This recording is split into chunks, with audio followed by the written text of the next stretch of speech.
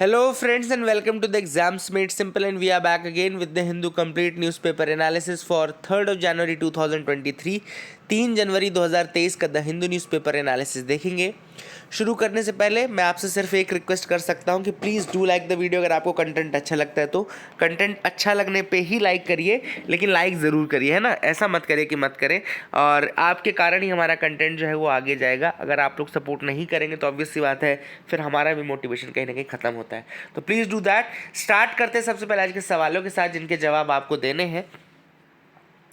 सबसे पहला सवाल है, digital India innovation fund launch किया जाएगा गवर्नमेंट के द्वारा, तो ये क्या करेगा। आप लोगों को कल अगर आपको याद हो तो मैंने न्यूज़ में पढ़ाया था, तो एक बार ऑप्शन देखते हैं।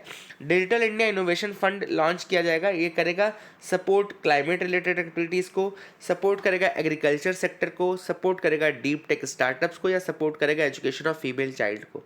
The correct answer for this is C, it will support the deep tech startups. कल मैंने आप लोग को पढ़ाया था, अगर आपको याद है तो अच्छा है। कमेंट सेक्शन में बताना कि आप लोग से बना या नहीं बना। दूसरा सवाल है, Anthanars and Thuthars in the Sangam monarchy were. तो अंथनार्स और थूथर्स ये दो टर्म थे जो कि संगम मोनार्की के टाइम पे यूज होते थे। आपको बताना है कि इनका ये क्या थे। Options are A, spies and military commanders, B, priest and envoys, C, custom officials and seaport traders, या D, ministers and army officials. तो आपको बताना है कि कौन थे अंथनार्स एंड थूथर्स। तो the correct answer for this is B, priest and invoice. तो आप इसको याद कर लीजिएगा, अपने नोट्स में ऐड कर लीजिएगा। तीसरा सवाल है, consider the following statements regarding the Nath Panthis. तो नाथ पंथीज के रिगार्डिंग आपको स्टेटमेंट दिए हैं, आपको बताना है कि इनमें से कौन सा स्टेटमेंट है जो कि करेक्ट है, ठीक है ना। तो नाथ पंथीज के रिगार्डिंग स्टेटमेंट्स है, आपको बताना है कि कौन सा स्टेटमेंट इसमें से करेक्ट है। Which of the following statements are correct. पहला है, they oppose the idea of renunciation of the world. First is they oppose the idea of the renunciation of the word.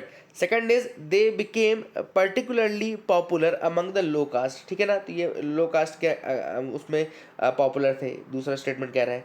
And तीसरा statement कह रहा है कि to them the path to salvation lay in meditation on the formless ultimate reality. तो आपको ये बताना है कि इन तीनों में से कौन सा स्टेटमेंट करेक्ट है। ऑप्शंस आपके सामने हैं।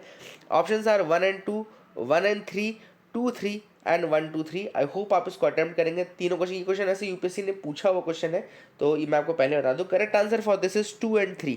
दूसरा और तीसरा सही है, पहला स्टेटमेंट जो है वो इनकरेक्ट है, फर्स्ट स्टेटमेंट इज इनकरेक्ट। याद रखिएगा, नाथ पंथी इसके बारे में बता दूं, दे एडवोकेटेड रिनंसिएशन। याद रखिएगा, दे एडवोकेटेड रिनंसिएशन, ना कि अपोज रिनंसिएशन। तो ये भी एडवोकेट करते थे रिनंसिएशन को। दूसरा और तीसरा बिल्कुल सही स्टेटमेंट है, तो आई होप आप इसको याद रखेंगे। आगे मूव करते हैं न्यूज़ एनालिसिस में। तो पहली न्यूज़ मैं आपको थोड़ा दूसरे न्यूज़पेपर की बता रहा हूँ।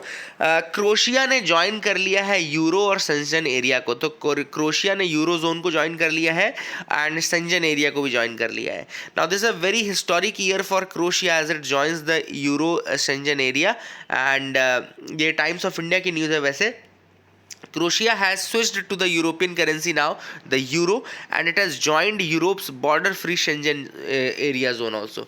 तो क्रोशिया ने ज्वाइन कर लिया है शेंजन एरिया को भी, और क्रोशिया ने अपनी करेंसी भी चेंज कर ली है। Now it has switched to the European currency, that is the euro, है ना।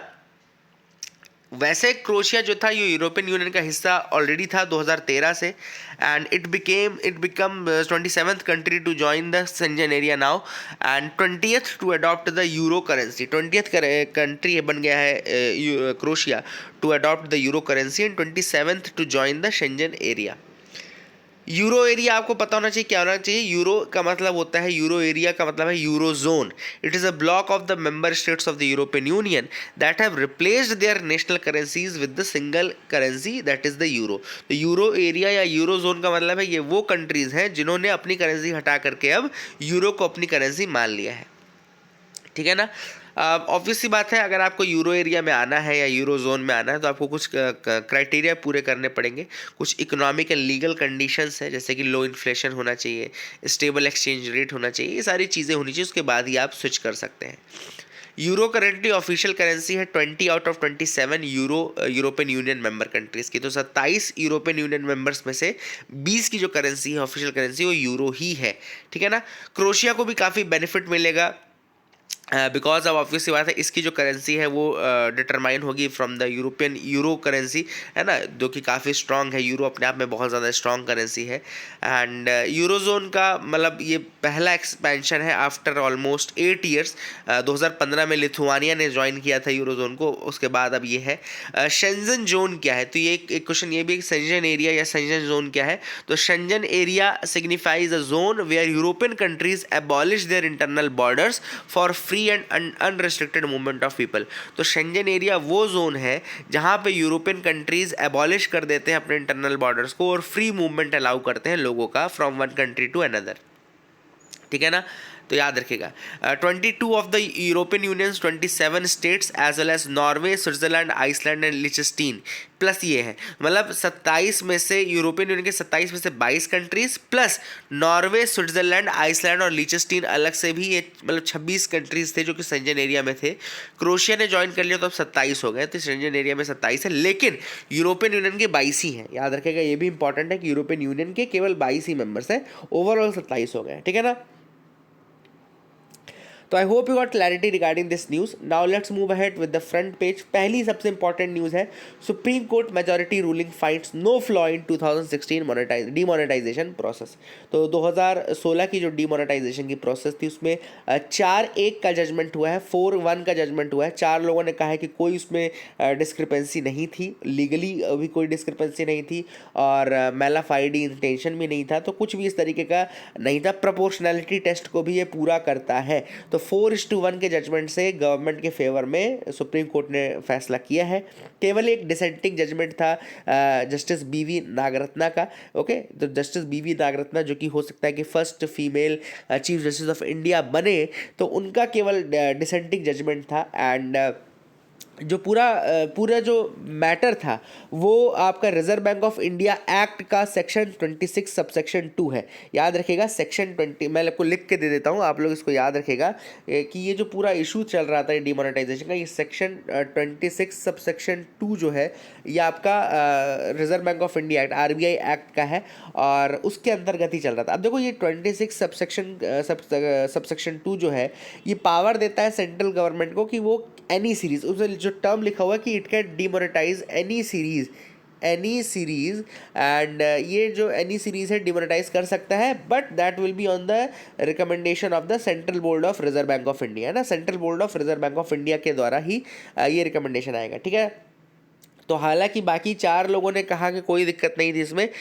डिस्कशन किया गया। बीवी नागरत्ना का ये था कि देखो जो आपका डिमोनेटाइजेशन की एक्सरसाइज की गई वो सेंट्रल गवर्नमेंट के रिकमेंडेशन पे की गई, ना कि central Board of Reserve Bank of India. तो एक ये इशू जो था ये बीवी नागरत्ना जी ने उठाया एंड यहाँ पे दैट वाज द थिंग। ठीक है, तो इसको ज़रूर याद रखना आप लोग। ठीक है, और इसके अलावा एनी सीरीज़ में भी इशू था, मतलब कि बाकी के जजेस का कहना था कि एनी सीरीज़ का मतलब ऑल सीरीज़, मतलब कि बीवी नागरत्ना जी कह रही थी कि भैया जब एक्ट में लिखा है कि एनी सीरीज़ तो मतलब कोई एक पर्टिकुलर सीरीज़ को ही डिमोनेटाइज कर सकते हैं, लेकिन इन्होंने तो ऑल सीरीज़ डिमोनेटाइज कर दी, तो वो भी एक इशू उठाया था। लेकिन बाकी के 4 लोगों ने कहा कि कोई ऐसा इशू नहीं है, एनी सीरीज़ मतलब ऑल सीरीज़। और ऐसे लॉ का जो इंटरप्रिटेशन है, बहुत अच्छी बात बोली बाकी जजमेंट पे, एक अच्छी चीज़ बोली कि लॉ का जो इंटरप्रिटेशन है वो एब्सर्ड इंटरप्रिटेशन नहीं होना चाहिए, वो एक प्रूडेंट इंटरप्रिटेशन होना चाहिए। तो ये टर्म ज़रूर याद रख लेना कि जजेस ने कहा कि एक प्रूडेंट इंटरप्रिटेशन करना है लॉ का, ना कि एक एब्सर्ड इंटरप्रिटेशन जिससे कि लॉ जस्टिस तक पहुँचने में प्रॉब्लम हो। तो ये एक इंपॉर्टेंट चीज़ थी जो कि उठाई गई थी। आई hope you got clarity regarding all this. आगे मूव करते हैं, देखते हैं क्या इंपॉर्टेंट न्यूज़ आर्टिकल्स हैं। तो यहाँ पे Orissa to fly officers to disputed Kotia region for reviewing projects. तो अब यहाँ पे उड़ीसा और आंध्र प्रदेश के बीच में एक डिस्प्यूटेड टेरिटरी आ रही है, इसका नाम है कोशिया रीजन। याद रखिएगा ये इंपॉर्टेंट है, ये नोट कर लो। तो कोशिया रीजन जो है एक डिस्प्यूटेड टेरिटरी है बिटवीन उड़ीसा एंड आंध्र प्रदेश। दोनों ही ऐसे हैं जो कि इसके ऊपर अपना क्लेम करते हैं कि ये कोशिया रीजन जो है ये उनका पार्ट है। ठीक है ना, ये कोरापुट डिस्ट्रिक्ट में आता है Kotia region and both Orissa and Andhra Pradesh are claiming that it is their own part. ठीक है ना। अब एक और चीज़ याद रखिएगा कि टेरिटोरियल डिस्प्यूट जो है उड़ीसा और आंध्र प्रदेश का, ये लगभग 5 डिकेड पुराना है। The two states challenged each others administrative control over the Kotia and supreme court which ordered status quo first in 1968 and again in 2006। तो सुप्रीम कोर्ट में दोनों ही रीजन्स ने चैलेंज किया था, लेकिन 1968 में सुप्रीम कोर्ट ने स्टेटस क्वो कहा था और 2006 में भी सुप्रीम कोर्ट ने स्टेटस क्वो कहा है। 2021 में आंध्र प्रदेश ने वोटिंग के लिए बूथ्स इस्टेब्लिश कर दिए थे वहाँ पे कोशिया रीजन विलेज में, and direct panchayat elections held कराए थे कुछ विलेजेस में। उसी के बाद 2022 में उड़ीसा ने इलेक्शन किए 3 टियर पंचायती राज इंस्टीट्यूशंस के वहाँ पे कोशिया रीजन में जा करके, ठीक है ना। तो ये काफ़ी एक डिस्प्यूट है जो कि आंध्र प्रदेश और उड़ीसा के बीच चलता रहता है, तो इसको याद रखेगा। आई hope you will remember it. आगे मूव करते हैं। Temple in Tamil Nadu village opens it's door for Dalits. तो यहाँ पे एक टेम्पल है तमिलनाडु विलेज में जिसका नाम है आपका श्री वरदराजा पेरुमल टेम्पल। याद रखिएगा, श्री वरदराजा पेरुमल टेम्पल, जो कि कहाँ पे है, एडुथवैनाथम में है। एडुथवैनाथम में है ये, और Dalits are entering in this temple for the first time. 200 सालों पुराना टेम्पल है, 200 ईयर्स ओल्ड टेम्पल है। एंड एडुथवैनाथम नाम की जगह है कल्लाकुरिची में, तो वहाँ पर ये टेम्पल है, यहाँ पे दलित एंट्री के। तो that is a very good thing, है ना। श्री वरदराजा पेरुमल टेम्पल, याद रखिएगा, दिस इज़ द नेम। आगे मूव करते हैं, देखते और क्या इंपॉर्टेंट न्यूज़ आर्टिकल्स हैं जिनके बारे में डिस्कस करना है। तो यहाँ पे आपको एक कर्नाटका हाई कोर्ट का जजमेंट आएगा। उसमें उन्होंने कहा है कि जेंडर न्यूट्रल वर्ड यूज़ करना है in order to refer ex serviceman. तो कर्नाटका हाई कोर्ट ने कहा कि एक्स सर्विसमैन की जगह अब आप एक्स सर्विस पर्सनल यूज़ करेंगे in order to make it gender neutral. Otherwise लगता क्या है कि जैसे पूरा जो ये मिलिट्री सर्विसेज हैं ये हमेशा से पैट्रियार्कल और या फिर केवल मेल डोमिनेटेड रही हैं। That has been said in this, but इनका ये कहना है कि आपको जेंडर न्यूट्रल वर्ड यूज़ करना है। इस कारण से don't use ex serviceman, rather than that use ex service personal, है ना। वर्ड मेन जो है नोमेनक्लेचर में ये पोर्ट्रे करता है discrimination, as it's demonstrates that forces are still a bastion of male, है ना, वाइल इट इज़ नॉट, क्योंकि अब फीमेल का भी बहुत ज़्यादा रोल हो चुका है। Over 3 years after completion, wall of peace mural throne open in Kerala. तो एक इंपॉर्टेंट म्यूरल है, याद रखिएगा, wall of peace mural. Wall of peace mural जो है इसको शुरू किया गया है, and this wall of peace is a great work of modern mural art. Mural मतलब कि वॉल आर्ट, है ना। वॉल के ऊपर जब हम पेंटिंग करते हैं उसको म्यूरल आर्ट बोलते हैं। और 700 feet long 700 foot long compound wall है government vocational higher secondary school, जो कि चेरा पुलसरी में है आपका, जो कि इन केरला लोकेटेड है, केरला में है, पलक्कड़ केरला में। एंड ये मुरल आर्ट जो है इसमें लगभग 250 भाषा 250 लैंग्वेजेस में, याद रखिएगा 250 भाषाओं में पीस वर्ड लिखा गया है। मतलब जिस लैंग्वेज के हो आप अपनी लैंग्वेज में पीस वर्ड पढ़ सकते हो, आप ढूंढ सकते हो। जैसे आपको यहाँ पे दिख रहा होगा सलामा दिख रहा होगा, शांति दिख रहा होगा, दिख रहा है शांति इसमें लिखा होगा, है ना। तो ये सब अलग अलग शब्द भाषाओं में लिखा हुआ है ना। तो वॉल ऑफ पीस म्यूरल काफ़ी फेमस है, केरला में लोकेटेड है, याद रखिएगा। एडिटोरियल पे आते हैं। पहला एडिटोरियल है when degrees lose their worth. यहाँ पे ऑथर ने बताया कि किस तरीके से डिग्री अपना वर्थ लूज करती जा रही है। तो यहाँ पे एक नॉवल के बारे में ऑथर ने बताया जिसका नाम है द डिप्लोमा डिसीज़। एक डिप्लोमा डिसीज़ नाम की नॉवल है, written by British economist Ronald Dore, जो कि 1976 में पहली बार पब्लिश की गई थी। 2001 में इसका एक स्पेशल एडिशन पब्लिश हुआ था to celebrate the relevance of Dore's book the diploma disease. और ऑब्वियस सी बात है इस किताब का रेलिवेंस क्यों है, तो ऑथर ने बताया कि इस किताब का सबसे बड़ी रेलिवेंस ये है कि इन्होंने बताया कि किस तरीके से डिग्रीज अपना वर्थ लूज़ करती जा रही हैं, है ना। How degrees are losing their worth. लोग एक तरीके से मतलब भाग रहे हैं डिग्रीज बढ़ाने के चक्कर में, and why they are increasing that, because जो टाइम की डिमांड है वो यही चल रही है। लोगों को लगता है कि जितनी ज़्यादा डिग्री वो होल्ड करेंगे उनके chances of getting a job that will increase, and इसी कारण से वो they keep on increasing their degrees again and again, ठीक है ना। And same is relevant for India as well. भारत में भी यही हो रहा है, इंडिया में भी लोग आज भी डिग्री के पीछे भाग रहे हैं। आपने देखा होगा कोई किसी को लगता है इग्नू का कोर्स कर लूँ, कोई कहता है कि मैं इसका कोर्स कर लूँ, ओपन से कर लूँ, कोई कहता है डिस्टेंस लर्निंग कर लूँ, ठीक है ना। तो all these things are there, ठीक है। तो यहाँ पे आप देख रहे हैं कि इंटरनली जो है सिस्टम इनकरेज करता है स्टूडेंट्स को to gather additional qualifications by defining course content and its aims narrowly. तो कई कोर्स कंटेंट और ये इतने नैरोली डिफाइंड रहते हैं, बस लोगों को लगता है कि ठीक है यार, ये अगर मैंने डिग्री ले ली या ये अगर मैंने डिप्लोमा ले लिया तो it will help me in getting the job, है ना। एंड कुछ लोगों को लगता है कि अगर मैंने स्पेशलाइजेशन कर लिया तो मुझे जॉब मिल जाएगा, कुछ लोग को लगता है कि अगर मैंने एक सर्टिफिकेट ले लिया, एक बूस्टर कोर्स ले लिया तो मुझे जॉब मिल जाएगा। तो all these things are there, है ना। And economic growth has not resulted in the expansion of satisfying employment in many countries. Reason ये है कि जो इकोनॉमिक ग्रोथ है उसने सेटिस्फाइंग एम्प्लॉयमेंट लोगों को नहीं प्रोवाइड किया, इसलिए उनको लगता है कि नहीं यार अभी मैं और इम्प्रूव कर सकता हूँ if I get this course और दिस डिप्लोमा और दिस डिग्री। और जो दूसरा रीज़न ऑथर ने कहा है कि अपने जॉब मार्केट की वोलेटिलिटी है वो इतनी ज़्यादा है कि लोगों को लगता है कि भैया अगर मैंने अपनी एलिजिबिलिटीज़ या अपने क्वालिफिकेशंस को इम्प्रूव नहीं किया तो मुझे जॉब ही नहीं मिल पाएगी, या मैं सर्वाइव नहीं कर पाऊंगा, जॉब मिल भी गई तो मैं सर्वाइव नहीं कर पाऊंगा, ठीक है ना। अब यहाँ पे ऑथर ने कहा है कि देखो जॉब्स को क्वालिफिकेशन से थोड़ा डीलिंग करने की ज़रूरत है। जॉब में बहुत सारी चीज़ देखी जाती है, आपका नॉलेज, एप्टीट्यूड, आपका एजुकेशन, आपका मतलब एप्टीट्यूड भी देखा जाता है, आपका एक्सपीरियंस भी देखा जाता है, तो उसको थोड़ा सा डीलिंग करने की ज़रूरत है। ऑथर ने कहा है, सजेस्ट किया है कि अगर हम थोड़ा डीलिंग करें, कई लोग ऐसे हैं जो सेल्फ एजुकेटेड हैं, वो तो जॉब ही नहीं मिल पाएगा अगर इस तरीके से डिग्रीज़ के पीछे भागते रहें, तो ऐसा नहीं होना चाहिए। That is the first thing which we need to know, ठीक है ना। एंड इसके अलावा ऑथर ने ये भी कहा है कि जो ये मतलब ओपन लर्निंग जो प्रोलिफरेट कर रही है, इसका भी हमको एक रिव्यू करना चाहिए, भी इसको थोड़ा रेगुलेट करना चाहिए ताकि लोग इस तरीके से डिग्री और डिप्लोमा के पीछे भागते ना रहें, ठीक है ना। और ऑथर ने सबसे पहले कहा कि एक क्राइसिस ऑफ स्टैंडर्ड्स हो जाता है। देखो क्या होता है, हर कोई डिग्री प्रोवाइड कर रहा है, इग्नू भी डिग्री प्रोवाइड कर रहा है ओपन की, और कोई यहाँ पे बरकतुल्लाह यूनिवर्सिटी भी प्रोवाइड कर रही है, लेकिन दोनों के स्टैंडर्ड में अंतर है ना। इग्नू के स्टैंडर्ड में और बरकतुल्लाह के स्टैंडर्ड में अंतर है, तो जो स्टैंडर्ड का डिग्रेडेशन है वो नहीं होना चाहिए। Even if there is a race of degree provision, then also there should not be a crisis of standard. Author ने कहा क्राइसिस ऑफ स्टैंडर्ड नहीं होना चाहिए, है ना।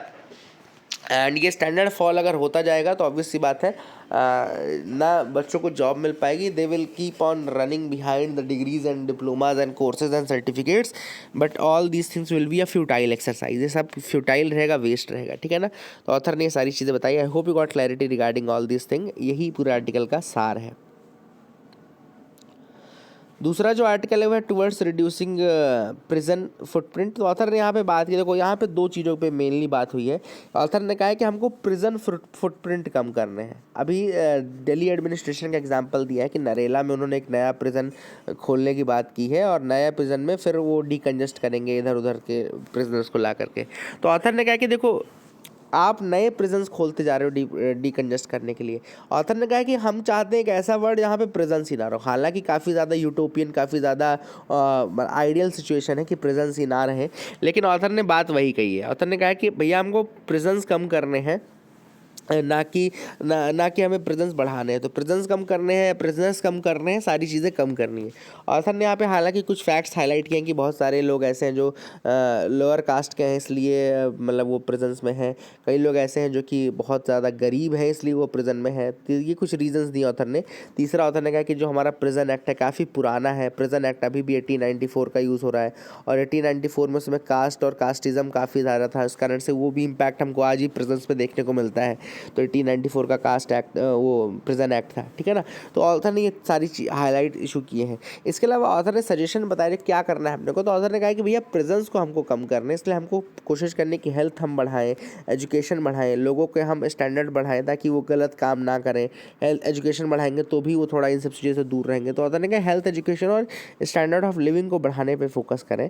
दूसरा उनका मेंटल रिहेबिलिटेशन करें, मेंटली उनको सही करें, चेंज करें, अवेयरनेस फैलाए लोगों के बारे में। तो ये सारी चीज़ें ऑथर ने कही है कि हमको ये करने की ज़रूरत है in order to reduce the prisoners in the country. हमको मतलब हमको एक्ट करना है, ना कि हमको रिएक्ट करना है। We need to act not react. तो ऑथर ने ये सारी इश्यूज़ बताए।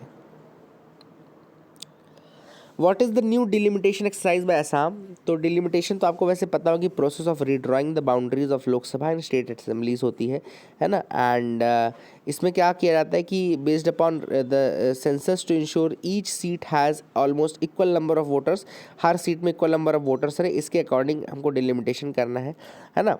हालांकि अभी नंबर्स तो नहीं चेंज किए जाते हैं, लेकिन एक्सरसाइज की मतलब कॉन्स्टिट्यूएंसीज की बाउंड्रीज चेंज जरूर की जाती हैं, है ना। डिलिमिटेशन कमीशन ऑलरेडी बन चुका है कई बार, 1952 में, 62 में, 72 में। इसके अलावा लेटेस्ट जो कमीशन थी 2002 में बनी थी, 2002 में बनी थी, है ना। इसकी एक्सरसाइज 2008 में कंप्लीट हुई थी, लेकिन उसके पहले ही जो नॉर्थ ईस्टर्न स्टेट्स थे उनका डिलिमिटेशन डिफर कर दिया गया था, कहा गया था कि बाद में किया जाएगा बेस्ड अपॉन सिक्योरिटी रिस्क, क्योंकि उसमें सिक्योरिटी रिस्क थे। इसके अलावा कई बीजेपी की जो गवर्नमेंट थी उसका कई जो स्टेट्स में उन्होंने ये भी कहा था कि डिलिमिटेशन हम इसलिए नहीं करना चाहते क्योंकि बहुत सारा इलीगल इमिग्रेंट्स हैं और नेशनल रजिस्टर ऑफ सिटीजन जब तक अपडेट नहीं हो जाता तब तक हम ना करें। इसीलिए असम का जो असम में अभी एनआरसी भी हो चुका है, इसलिए उसका डिलिमिटेशन करने की बात की जा रही है, ठीक है ना। Delimitation commission for 4 north eastern states and the union territory of Jammu Kashmir, ये बनी थी 6 मार्च 2020 को। एंड ये एक्सरसाइज की गई थी section 8A of Representation of People's Act 1950, जो कि ECI ने इनिशिएट किया था, जिसके अंतर्गत, तो उसके अंदर section 8A only allows reorientation and rules out any change in the total number of parliamentary and assembly constituencies. तो सेक्शन 8A जो है ये केवल रीओरिएंटेशन की बात करता है, ना कि जो कॉन्स्टिट्यूंसीज़ के नंबर्स हैं उनके नंबर नहीं चेंज किए जा सकते। जैसा मैंने आपको बताया था कि सेक्शन 8A जो है वो कहता है केवल रीओरिएंटेशन हो सकता है बाउंड्रीज़ का, लेकिन आप उनके टोटल नंबर नहीं चेंज कर सकते, ठीक है ना। तो ये भी एक रीज़न था कि क्यों नॉर्थ ईस्ट की एक्सरसाइज नहीं की गई थी अभी तक, है ना। तो इसको आप याद रखिएगा। I hope you got clarity regarding that as well. आगे मूव करते हैं यहाँ पे the subjective theory of value. तो देखो यहाँ पे 2 थ्योरी है किसी भी प्रोडक्ट की वैल्यू के लिए। एक तो सब्जेक्टिव थ्योरी ऑफ वैल्यू है जिसपे कि economist Carl Menger, William Stanley and Leon Walras है फ्रॉम फ्रांस, एक स्टैनली लेवॉन्स है from England and Carl Menger है फ्रॉम ऑस्ट्रिया, है ना। तो इन्होंने बताई है ये सब्जेक्टिव थ्योरी ऑफ वैल्यू। अब देखो 2 थ्योरीज है, एक है सब्जेक्टिव थ्योरी ऑफ वैल्यू और दूसरी है आपकी मार्क्सियन लेबर थ्योरी। तो मार्क्सियन लेबर थ्योरी कहती है कि भैया जो वैल्यू है किसी प्रोडक्ट की वो इनपुट कॉस्ट पे डिपेंड करती है, मतलब कि लैंड, लेबर, कैपिटल कितना लगा है उस पर डिपेंड करती है, ठीक है ना। मार्क्सियन थ्योरी जो है लेबर थ्योरी है, तो लेबर कितना लगा है उस पर डिपेंड करता है, उसके इनपुट लेबर कॉस्ट पे। वहीं पे जो सब्जेक्टिव वैल्यू थ्योरी है वो कहता है कि भैया कोई भी सब प्रोडक्ट की वैल्यू डिपेंड करती है कि उसका मतलब उसकी डिमांड कितनी है, मतलब लोगों में उसका परसेप्शन कैसा है और पीपल उसको कितना डिमांड करते हैं।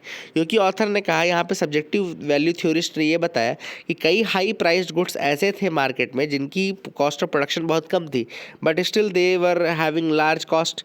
तो ये क्यों था? Because of the subjective theory of value, जहाँ उन्होंने कहा कि जो मार्केट प्राइजेज हैं वो डिपेंड करते हैं कि कितना ज़्यादा उसकी प्रोडक्ट की डिमांड है एंड कंज्यूमर कितना उस प्रोडक्ट को डिमांड कर रहे हैं, ठीक है ना। तो that is the subjective value of theory. यहाँ पे जो प्योर सब्जेक्टिव वैल्यू थ्योरिस्ट हैं वो ये कहते हैं कि केवल और केवल कंज्यूमर्स अलोन डिटरमाइन करते हैं मार्केट वैल्यू को और थोड़ा बहुत भी इम्पैक्ट नहीं करता है इनपुट कॉस्ट। हालांकि कुछ सब्जेक्टिव थ्योरिस्ट ऐसे हैं जो कि मानते हैं कि कंज्यूमर्स की डिमांड प्लस इनपुट कॉस्ट करती है, लेकिन जो प्योर सब्जेक्टिव वैल्यू थ्योरिस्ट होगा ना वो कहेगा नहीं, और कोई चीज़ इम्पैक्ट ही नहीं करती, केवल केवल कंज्यूमर्स की डिमांड इम्पैक्ट करती है। तो ये याद रखिएगा। आगे मूव करते हैं, देखते हैं और क्या इंपॉर्टेंट है। Exploding number of illegal immigrants came to Austria. अब यहाँ पे ऑलरेडी बात चल रही है CC, जो कल मैंने आपको बताया था, comprehensive migration and mobility partnership agreement, CMMPA, है ना। तो ये comprehensive migration and mobility partnership agreement है जो कि इंडिया और ऑस्ट्रिया ने साइन किया है। ऑस्ट्रिया ने कहा कि भैया देखो हमारे यहाँ बहुत सारा इलीगल इमिग्रेशन आया था इंडिया से और उसको स्टॉप करेगा ये एक्ट, तो इसलिए हम काफ़ी ज़्यादा खुश हैं। हम चाहते हैं कि इलीगल इमिग्रेंट ना हो, केवल गवर्नमेंट स्पॉन्सर्ड या गवर्नमेंट जिसको चाहे वही लोग आ सकें। That is what they are saying. Jains fear that a sacred hill will be defiled by tourism plan. तो अब झारखंड गवर्नमेंट के एक टूरिज्म प्लान से जैन्स काफ़ी परेशान है। क्या है, झारखंड में एक हिल है जिसको सम्मेद शिखरजी बोलते हैं, सम्मेद शिखरजी या फिर पारसनाथ पर्वत बोलते हैं। ये आपका गिरिडीह डिस्ट्रिक्ट में है पारसनाथ पर्वत, और इसको अभी इको टूरिज़्म और इन सब के लिए प्रमोट किया जाने की बात की जा रही थी और प्लेस ऑफ पिलग्रिमेज से इसको रिलीजियस टूरिस्ट डेस्टिनेशन बनाए जाने की बात झारखंड अनाउंसमेंट गवर्नमेंट ने की है। इस कारण से जैन्स काफ़ी परेशान है। उनका कहना है कि सम्मित शिखर जी या जो पारसनाथ पर्वत है वो काफ़ी ज़्यादा इंपॉर्टेंट है उनके लिए, 1350 मीटर टॉल है, काफ़ी ज़्यादा इंपॉर्टेंट पिलग्रिमेज साइट है। उनका ये मानना है कि 20 आउट ऑफ 24 तीर्थंकराज, जो 20 आउट ऑफ 24 तीर्थंकराज हैं, उनको मोक्ष या साल्वेशन इसी पारसनाथ पर्वत पे ही मिला है। और इसका नाम ही पारसनाथ पर्वत रखा गया है बेस्ड अपॉन 23rd तीर्थंकरा, जो कि पारसनाथ जी थे, है ना। तो ये आप याद रख सकते हैं। बहुत सारे जैन पिलग्रिम्स जो हैं वो हर साल आते हैं, है ना। तो they take a track of nearly 27 kilometre here. तो I hope you got clarity regarding that as well. ये भी आपको समझ में आ गया होगा। Online games must register with the self regulatory body says the draft rule. अब एक ड्राफ्ट रूल्स अभी आए हैं रिसेंटली। किसके ड्राफ्ट रूल्स है ये information technology intermediary guidelines and digital media ethics code rules 2021 के अमेंडमेंट पे आए हैं, ठीक है ना। Information technology intermediary guidelines and digital media ethics code rules 2021 के अमेंडमेंट में आए हैं। और इनका ये कहना है, प्रपोजल ये है कि जो ऑनलाइन गेमिंग है उसको लाया जाए with in the ambit of information technology intermediate guideline and digital media ethics rule code 2021। इसके अलावा ये भी उन्होंने कहा है कि जो गेम्स हैं उनको रजिस्टर करना होगा अपनी रेगुलेटरी बॉडी के साथ, है ना। जो ऑनलाइन गेमिंग है उनको रजिस्टर करना पड़ेगा। और this model will be similar to the rules place for digital news sites and streaming services. जो अभी digital news services, streaming services, इनके लिए जो रूल्स है उसी के अंतर्गत फिर गेम्स भी मैनेज होंगे। आगे देखते हैं और क्या इंपॉर्टेंट न्यूज़ आर्टिकल्स हैं। तो अगली न्यूज़ जो इकोनॉमी पेज से है, यहाँ पे जो आईएमएफ है उनकी एमडी जॉर्जिवा, उन्होंने कहा है कि ग्लोबल इकोनॉमी जो है वो बहुत ज़्यादा टफर ईयर फेस करेगी 2023 पे, ठीक है, कहने दो उनको। और सिस्टमैटिकली इंपॉर्टेंट बैंक्स में, डीसिप बैंक्स में आरबीआई ने 3 बैंक्स को ही रखा है, एसबीआई, आईसीआईसीआई और एचडीएफसी। तो आरबीआई ने केवल 3 बैंक्स यानी कि एसबीआई, आईसीआईसीआई एंड एचडीएफसी को डोमेस्टिकली सिस्टमैटिकली इंपॉर्टेंट बैंक्स, ये too big to fail banks होते हैं, too big to fail, D SIB बोलते हैं इनको, डोमेस्टिकली सिस्टमैटिकली इंपॉर्टेंट बैंक्स। तो इसमें केवल 3 बैंक्स हैं, ICICI, HDFC and SBI. I hope you will remember these names as well. तो ये सब याद रखना यार आप लोग, है ना। That is it for the day. Keep loving us, keep sharing us. Thank you and have a nice day.